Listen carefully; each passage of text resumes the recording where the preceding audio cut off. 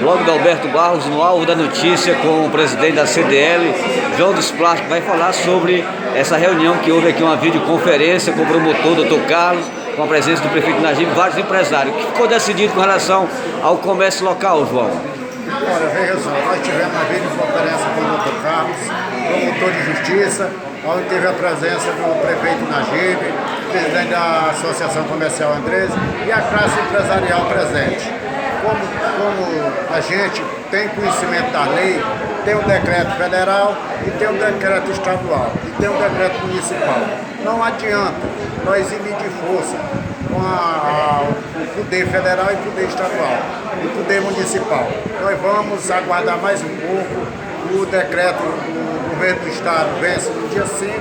Vamos aguardar mais um pouco para nós poder abrir nossas lojas todos nos meios legais. Não adianta nós abrir nossa loja segunda-feira e a Polícia Militar, que é o órgão fiscalizador que é do Estado, mandar fechar imediatamente. Então a gente vai aguardar, conversando com a nossa classe empresarial, não vamos colocar o prefeito Najib em situação difícil, que ele seria obrigado também a mandar a guarda municipal junto com a vigilância sanitária, porque é o dever da lei.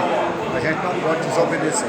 Então o comércio vai permanecer fechado essa semana que vem, né? O comércio vai permanecer fechado esta semana, infelizmente.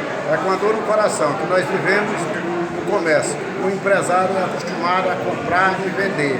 Nossos colaboradores estão todos ansiosos, nossos clientes, mas infelizmente vamos passar mais uma semana no porta fechada. E os clientes que iriam comprar, iriam também pagar suas contas, que guardem seu dinheiro até o dia 5, depois do dia 5, para aguardar qualquer resultado, né, João? É, exatamente, os clientes aguardar e algumas lojas vai ficar vendendo, entregando domiciliar, aquelas que ainda não estão fazendo esse trabalho, vai fazer.